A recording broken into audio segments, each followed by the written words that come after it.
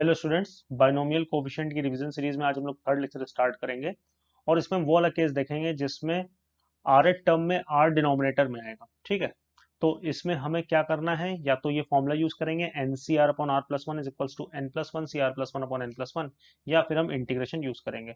तो फॉर्मूले का लॉजिक क्या है कि अगर यहाँ पर आर लिखा है तो यहाँ पर आर प्लस वन यानी कि उससे एक बड़ा नंबर लिखा होना चाहिए, और फिर होगा क्या फॉर्मूले में कि ऊपर नीचे एक एक बढ़ जाएगा, यानी कि n था तो n प्लस वन, आर है तो आर प्लस वन, और जो यहाँ पर दिख रहा होगा वही सेम चीज नीचे दिखेगी, है ना। यहाँ पर मान लो 7 होता तो यहाँ पर 7 आ जाता, यहाँ पर n प्लस वन है तो यहाँ पर n प्लस वन आ जाएगा। ठीक है, तो अब एक एक करके समझते हैं इसके क्वेश्चन हमें कैसे डील करने हैं। तो अब जैसे पहला ये क्वेश्चन है, तो सी नॉट अपॉन वन समझ गए होगे, N C nought upon one plus N C one upon two plus N C two upon three, कुछ नहीं लिखा है तो n मान लेते हैं। तो पहले तो इसका जनरल टर्म लिखते हैं, तो जनरल टर्म में क्या आ जाएगा, जनरल टर्म में आ जाएगा, हम लोग ने बोला था जनरल टर्म में पहले एनसीआर लिखते हैं फिर कुछ आगे सोचते हैं। तो क्या हो रहा है देखो, यहाँ पर जीरो है तो उससे जस्ट बड़ा नंबर वन, वन है तो वन से जस्ट बड़ा नंबर टू, टू है तो टू से जस्ट बड़ा नंबर थ्री, तो आर है तो क्या आएगा यहाँ पर आर प्लस वन आएगा। ठीक है, अब हमें क्या निकालना है, सम निकालना है। तो सम क्या होगा, समेशन आर कहाँ से ले जाना पड़ेगा, जीरो से, तो R is equals to zero से लेकर एन और टी आर। ठीक है, तो ये आ जाएगा summation are is equals to zero से n n C R upon are plus one. ठीक, उसके बाद वही फॉर्मूला लगा देते हैं, तो क्या आ जाएगा, summation are is equals to zero से n N plus one C are plus one upon N plus one. ठीक है, तो एन प्लस वन तो जैसा कि देख सकते हो समेशन के बाहर आ जाएगा, क्योंकि समेशन तो आर पे है, एन पे थोड़ी ना है।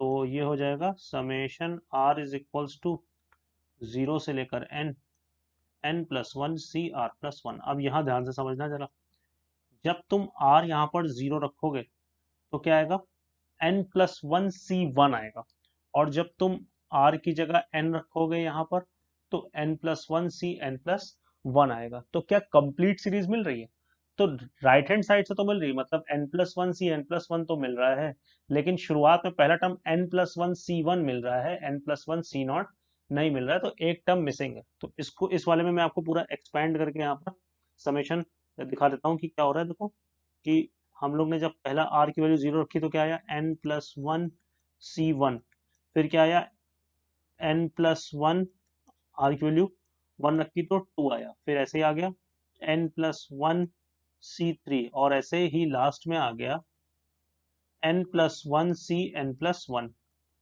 सही, तो देखो सारे बाइनोमियल कोफिशिएंट्स लिखे हुए हैं, लेकिन एन प्लस वन सी नॉट नहीं लिखा है। अगर एन प्लस वन सी नॉट लिखा होता तो आंसर क्या आता, तो आंसर आता two to the power n plus one. ठीक, तो two to the power n plus one तो तब आंसर आता, लेकिन क्या नहीं लिखा हुआ है, एन प्लस वन सी नॉट, तो एन प्लस वन सी नॉट को हम लोग ने सब्ट्रैक्ट कर दिया। ठीक है, तो ये इसका आंसर हो गया। अब एन प्लस वन सी नॉट की वैल्यू कितनी होगी, वन, तो two to the power n plus one minus one upon N plus one. तो ये तो हो गया जनरल टर्म वाले तरीके से इस क्वेश्चन का आंसर। अब इसको इंटीग्रेशन वाले तरीके से समझते हैं। चलो, तो one plus x to the power n का expansion C nought plus C one x plus C two x square and so on. ठीक है, अब हमें सी नॉट के नीचे वन चाहिए, सी वन के नीचे टू चाहिए, सी टू के नीचे थ्री चाहिए। तो अगर इसको इंटीग्रेट करते हो तो C two x cube by three आएगा, सी टू के नीचे थ्री आएगा, इसको डिफ्रेंशिएट करते हो तो C one x square by two आएगा। तो हम लोग क्या करते हैं, इंटीग्रेट करते हैं। अब इंटीग्रेट करेंगे तो इंटीग्रेशन कांस्टेंट भी आएगा, तो उसको या तो निकालने की सोचे या फिर डेफिनेट इंटीग्रल करने की सोचे। तो जैसा कि जब देखो इसको इंटीग्रेट करोगे C nought x plus C one x square by two plus C two x cube by three आएगा, तो एक्स की वैल्यू वन रखने से तो अपना आंसर आ जाएगा। तो लोअर लिमिट हम इस टाइप से रखेंगे कि लोअर लिमिट इस पूरी सीरीज को, इस पूरे इंटीग्रेशन को पूरा का पूरा वैनिश कर दे। ठीक है, मतलब क्या कहने की कोशिश कर रहा हूं मैं कि देखो जब दोनों साइड इसको इंटीग्रेट करेंगे तो one plus x to the power n d x is equals to integration of c nought plus C one x plus C two x square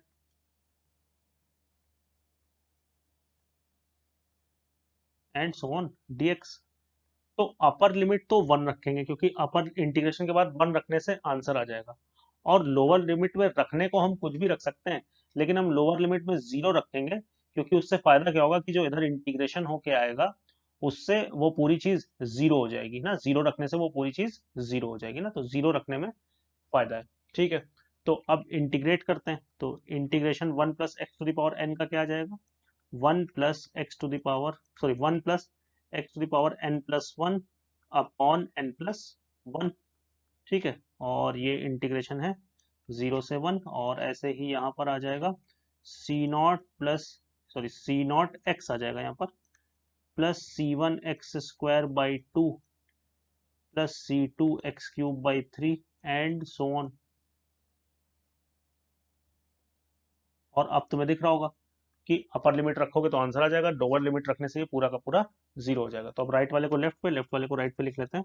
तो इधर से आ जाएगा C nought plus C one by two, C nought है तो यहाँ सी not by one भी लिख लें, कोई दिक्कत नहीं है, फिर C two by three and so on, upper limit minus lower limit, तो माइनस रखने से क्योंकि हर जगह एक्स है तो 0 आ जाएगा, और इधर क्या आ जाएगा, एक्स की वैल्यू 1 रखेंगे तो 2 to the power n plus 1, minus lower limit रखेंगे 0, तो 1 की पावर एन प्लस 1 जो कि कितना हो जाएगा 1 अपॉन एन प्लस 1, तो चलेगा ही। ठीक है ना, तो इससे भी आंसर सेम आए, और ऑब्वियसली आएगा भी क्योंकि दोनों सेम क्वेश्चन थे। तो इंटीग्रेशन और जनरल टर्म दोनों ही तरीके हम लोग ने यहाँ पर समझ लिए हैं। अब ये क्वेश्चन है, सेम वही चीज है, बस ऑल्टरनेट प्लस माइनस साइन है।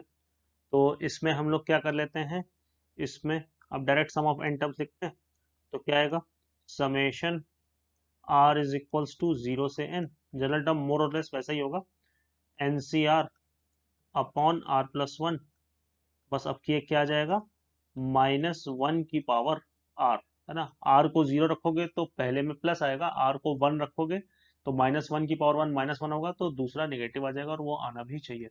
इसके बाद क्या किया, वही अपना बढ़िया सा फॉर्मूला लगा दिया, तो आर इज इक्वल्स टू 0 से एन, यह आ जाएगा n plus 1 c are plus 1 upon N plus 1 and minus 1 की पावर आर, तो चलेगा।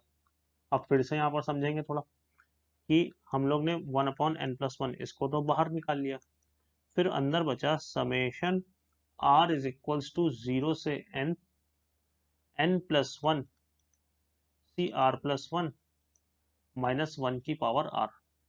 अब चाहो तो तुम ये देख लो कि जब पूरी सीरीज होगी तो ऑल्टरनेट प्लस माइनस साइन होगा और एक टर्म मिसिंग होगा, और ये सोचो वो किस साइन से मिसिंग होगा, या फिर एक्सपैंड करके एक बार फिर से समझ लो, है ना।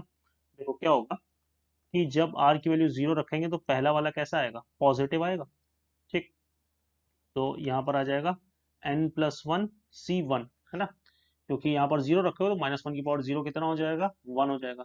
फिर आर की वैल्यू 1 रखेंगे तो आएगा एन प्लस 1 सी 2।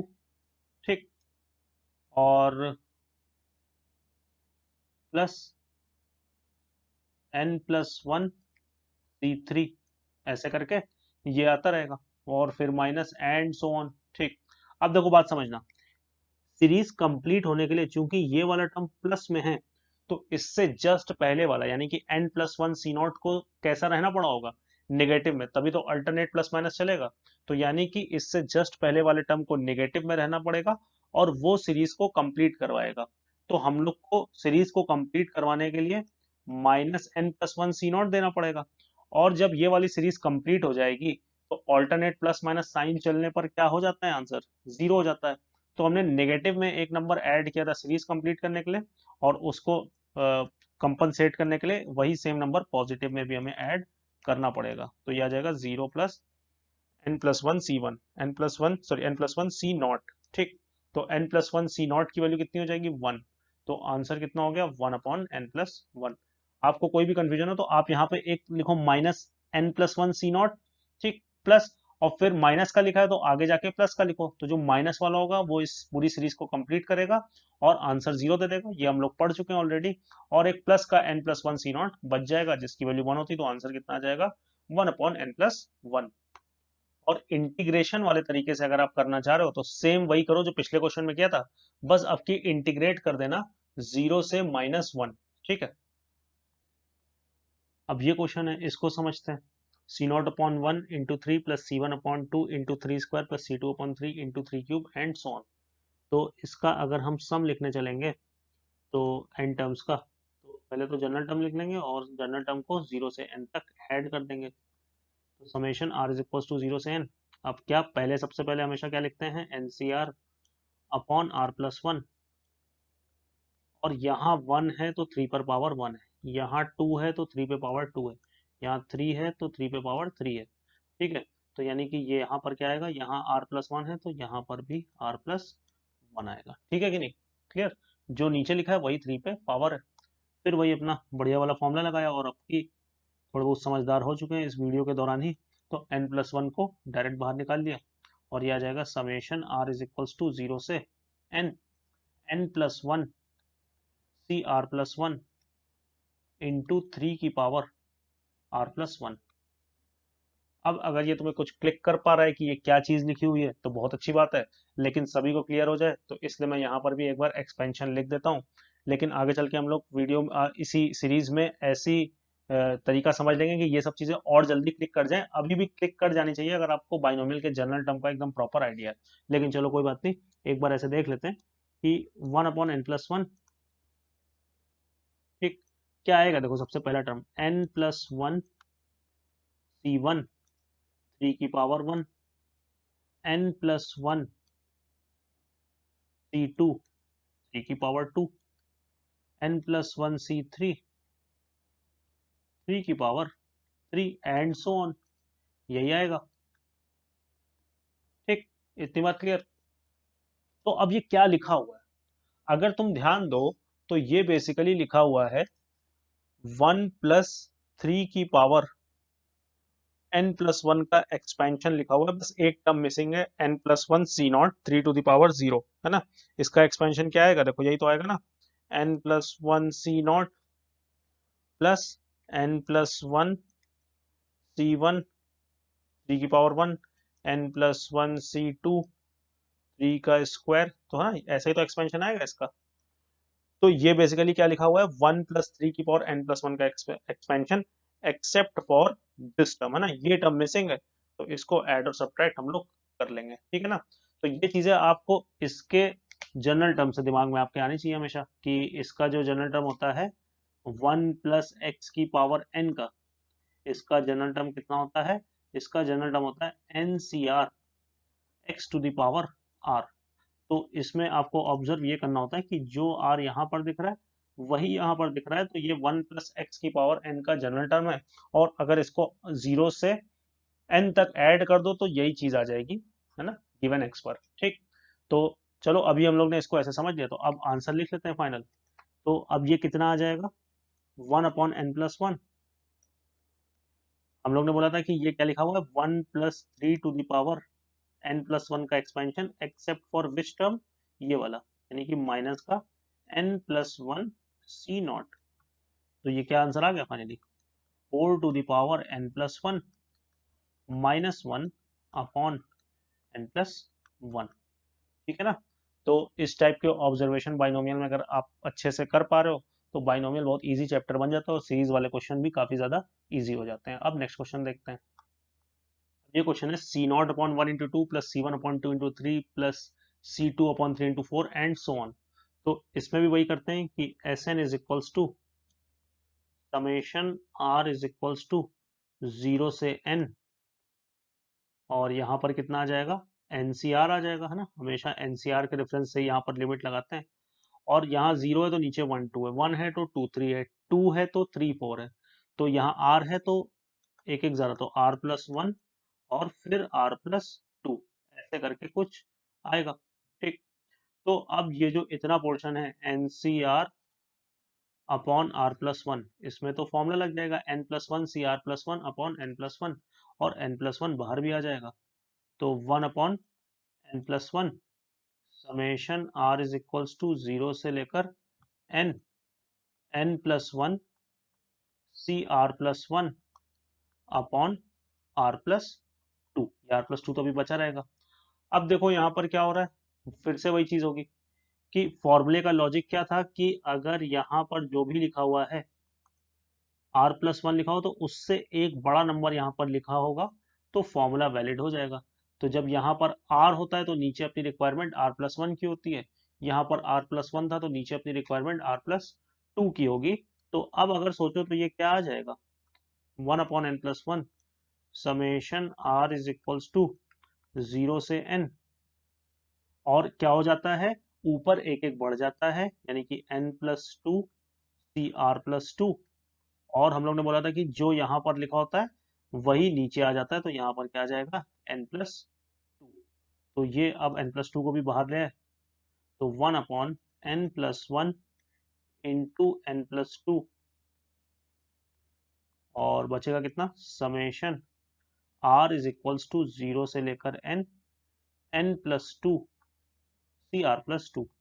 अब जरा देखो यहाँ पर कितने टर्म मिसिंग है, r को 0 रखोगे तो n+2c2 आ रहा है, तो आपकी दो लोग मिसिंग है, कौन कौन, n+2c0 और n+2c1। अगर वो लोग लिखे होते तो पूरी बाइनोमियल कोफिशिएंट की कंप्लीट सीरीज होती, तो आंसर कितना आ जाता, 2n+2।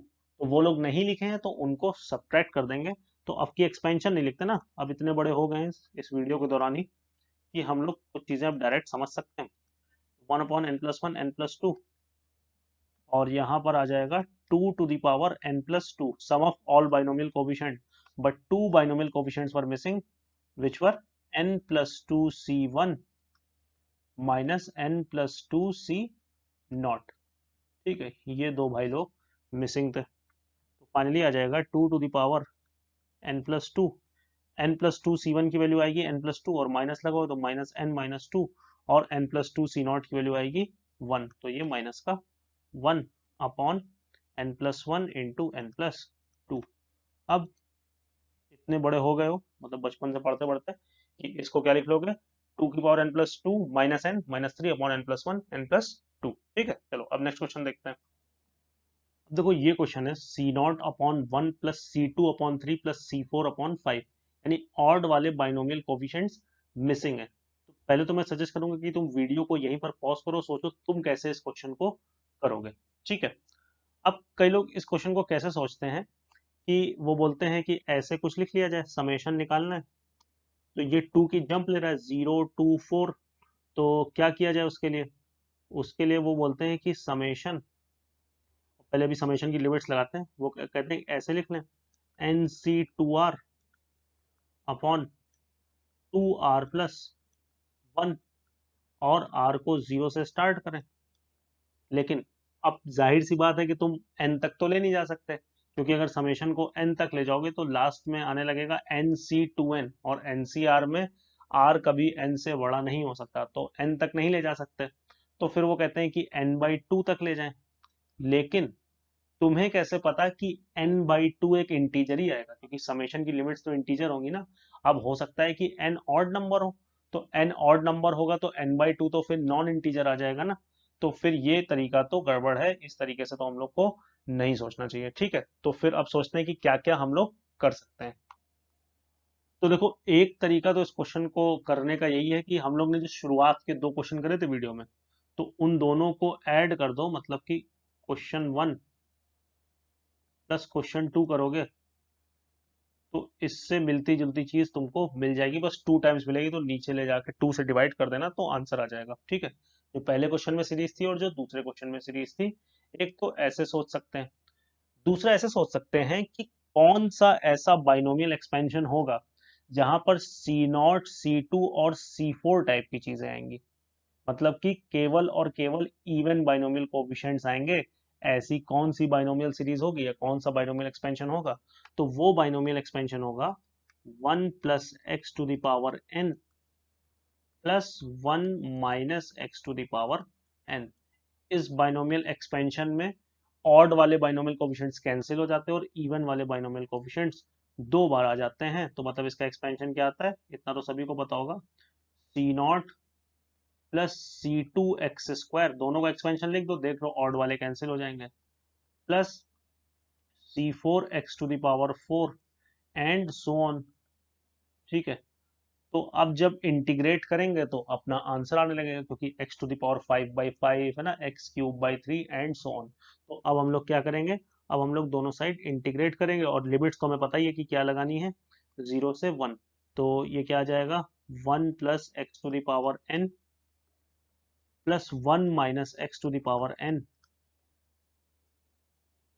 dx is equals to 2 times 0 से 1 c nought plus c2 x square plus c4 x to the power 4 and so on dx। अब क्या कर लिया जाए, अब इंटीग्रेट कर लिया जाए। ठीक है, तो ये कितना आ जाएगा इंटीग्रेशन पे, ये आएगा 1 plus x to the power n plus 1 upon n plus 1। ठीक है, अब 1 minus x to the power n का इंटीग्रेशन आएगा 1 minus x to the power n plus 1 upon n plus 1, और चूंकि यहाँ पर माइनस एक्स है तो एक माइनस यहाँ पर आ जाएगा और ये हो जाएगा 0 से 1, और ये तो अपना बोला वाला सा है c nought x plus c2 x cube by 3 plus c4 x to the power 5 upon 5 and so on.